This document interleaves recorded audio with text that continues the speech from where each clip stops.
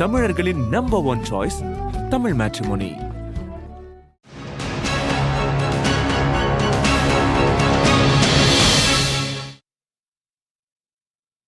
விஜய் தலைமையிலான தமிழக வெற்றி கழகத்துடன் பேச்சுவார்த்தை நடக்கிறதா என்ற கேள்விக்கு தேர்தல் யுக்தி மற்றும் வியூகங்களை வெளியே சொல்ல முடியாது என அதிமுக பொதுச் செயலாளர் பழனிசாமி பதிலளித்துள்ளார்.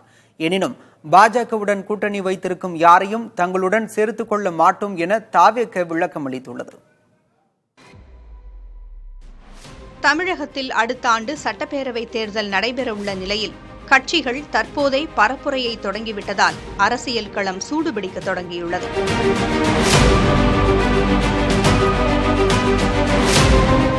தொகுதி வாரியாக சுற்றுப்பயணம் மேற்கொண்டுள்ள அதிமுக பொதுச் செயலாளர் பழனிசாமி மக்கள் முன்னிலையில் பரப்புரை செய்து வருகிறார்.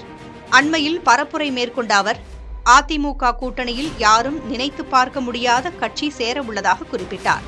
அந்த கட்சி காங்கிரஸா, தமிழக வெற்றி கழகமா என பரவலாக கேள்வி எழுந்துள்ளது.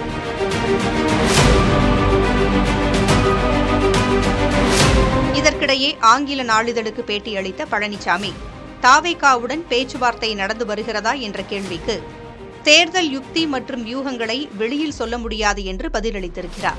பாஜக மற்றும் தாவேகாவை ஒப்பிட முடியாது என்று குறிப்பிட்ட பழனிசாமி ஒவ்வொரு கட்சிக்கும் ஒவ்வொரு வகையில் பலம் இருப்பதாக தெரிவித்தார்.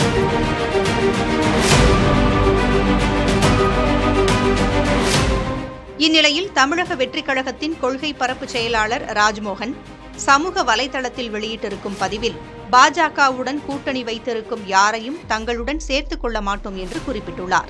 தங்கள் செயற்குழுவின் தீர்மானத்தின்படி தங்கள் கட்சியின் முதல்வர் வேட்பாளர் விஜய் மட்டும்தான் என்றும் மதவாத சக்திகளை வீழ்த்த சமத்துவ சக்திகளை சேர்த்துக் கொள்ள தயாராக இருக்கிறோம் என்றும் கூறியுள்ளார்.